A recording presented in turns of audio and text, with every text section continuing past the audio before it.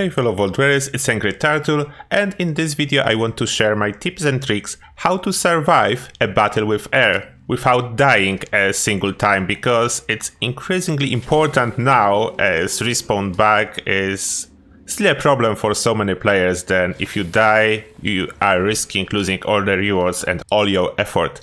Therefore, I will share with you what I'm doing not to die.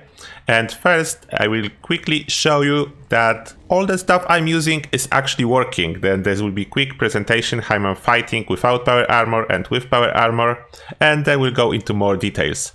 I want to give a shout out to Tyre as well before starting, as he made an awesome video explaining how you can avoid all the damage from falling embers, and I will be using that here as well. Bethesda basically choose a cheap way, and falling embers does not do any direct damage, it applies set on fire effect. As well, I saw a couple comments under my videos asking about stable flux farming, mostly from those of you that saw how many stable fluxes I have in my inventory. I wasn't farming stable fluxes for a long time now. But if you are interested, Mitzi made a nice video about farming stable fluxes, and that's one of the reasons I'm nuking in here rather than on top of this mine, just in case someone wants a fluxes farming. Then video for Tyre and for Mitzi will be linked in the description of this video, then feel free to check it out. And now let's see how well I can fight in here and tank the damage. I'm not focused on dealing the damage, I want to tank the damage. Unfortunately, you can see the sound is bugging a little bit. There is too many people with Legacy and some other guns. Hopefully no hack guns, but who knows.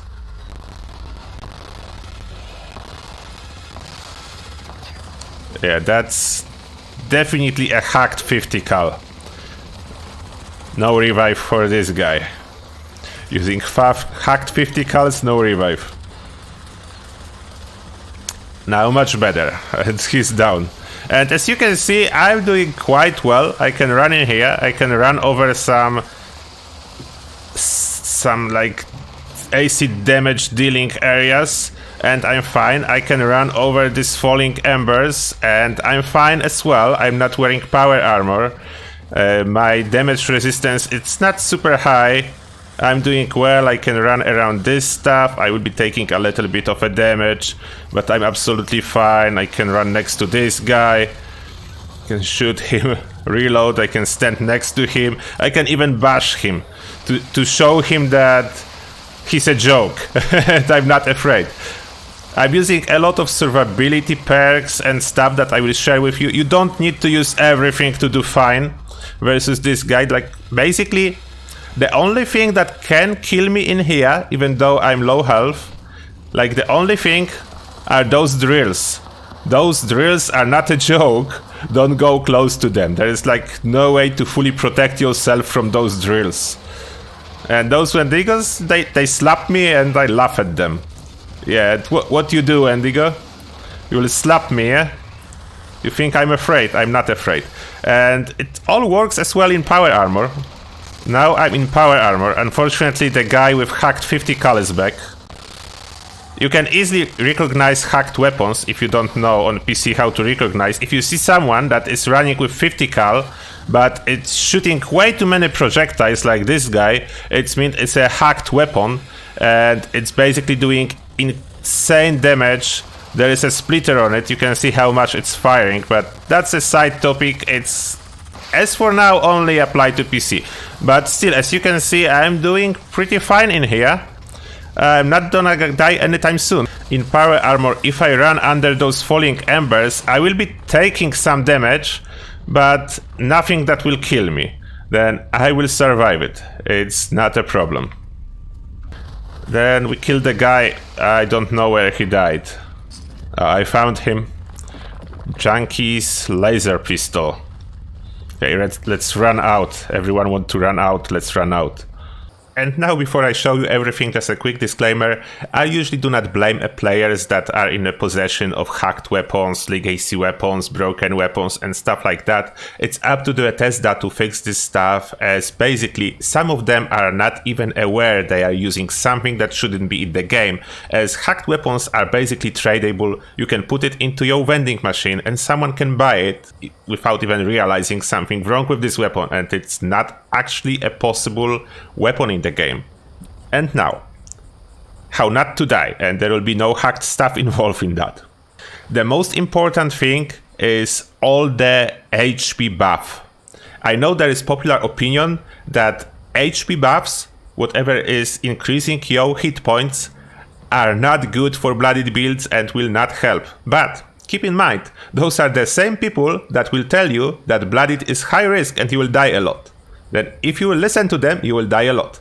If you listen to the turtle, then I know how to use the shell and how to protect myself. Therefore, I will tell you how not to die. And regardless if you are low health build or full health build, those tips works for both.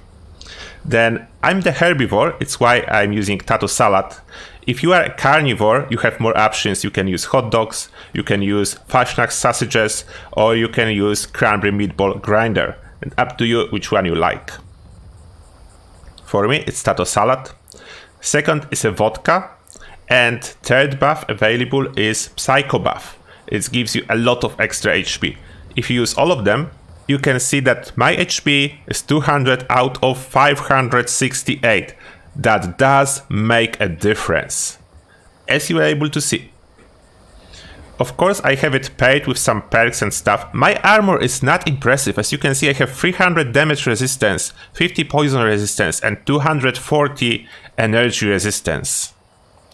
And the poison resistance is important. Of course, you can boost your resistance higher, and it will help you, but that's important. Higher resistance will not replace your higher health. Higher health is more important than boosting your resistance above 300. And now into the perks and quick explanation why I'm using what I'm using. Basically, as we are talking about Colossus fight, this particular event, you know that you will be getting damage from fire, from melee attacks, and from some occasional range attacks, can be fire or acid, poison involved. Therefore, I have blocker equipped. This helps a lot versus any possible melee attack. As you were able to see, those Wendigos were doing nothing. Apart from stagger from them, there was no effect. I barely lost any health. Next, as I have room under Endurance, I'm using Rejuvenated to get this extra AP regen and extra HP. I'm using Fireproof, that's important if I'm in Power Armor. Outside of the Power Armor, I don't need it, because I'm using tips and tricks from Tyre. Then without Power Armor it's not needed, but for Power Armor use Fireproof, as it reduced fire damage and Falling Embers is fire damage. Then under Charisma I'm using Party Boy. Thanks to that my vodka is giving me 75 extra HP. I'm using Team Medic and I'm sharing it, it's important. If you can share Team Medic, it will save you a lot of stim packs. Your teammates will most likely survive, and if they use stim pack, you will have free healing without using your own stim pack. That's insanely effective for this fight when you are on a team. And Strength in Numbers is of course awesome because it boosts all your mutations. Now under Intelligence, this of course everything depends how much you have to spare in each category. I'm not asking you to change your build. You just use as many tips and tricks from me and you can fit into your build and you should be fine.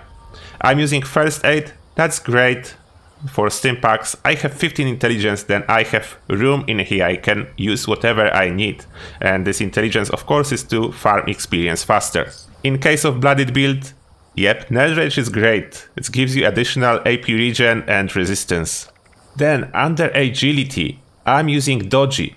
Again, as I said, there is only couple powerful attacks that enemies have in this event. You will not get hit rapidly, but the hits you will be taking will be powerful. Therefore, Dodgy is a perfect match. it will make those attacks almost useless versus you, and it just costs you 13 action points.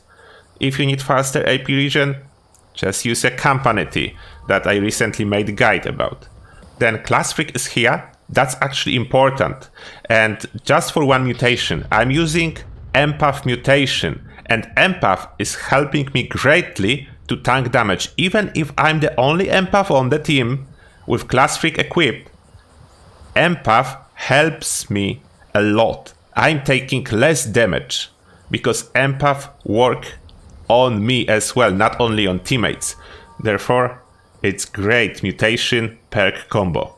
And if you will be without power armor, serendipity, insane value for those 3 points.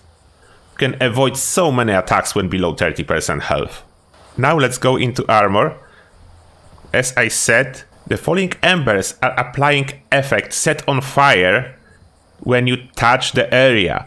It doesn't do any direct damage, just apply this effect on you, and this effect being set on fire deal damage to you. And if you have asbestos lining prevents you from being set on fire. Then therefore, this effect cannot be applied to you, and falling embers does absolutely 0 damage. It was posted by Tyre, as I said, and link to his video is in the description. And as I said, in case of power armor, keep fireproof equipped. You should be fine with all those HP boosts. And just if you want to see my mutations, I will not go over all of them, that's not a build video, but here they are. The important one is empath. 8% damage taken, I'm taking 8% more damage, but damage taken is as well reduced by 33%. Then, quick math, I'm taking 25% less damage because I have empath and I'm on the team. And those are my tips and tricks how to avoid a single death while fighting Mr. Air in Monongah Mine. And now, before you will judge my tips and tricks, please try them first during the event and then come back with a feedback and let me know if it works for you. I'm 100% sure it will work for you. And that's everything I had for you in this video. As always, thank you a lot for watching and see you guys in the next one.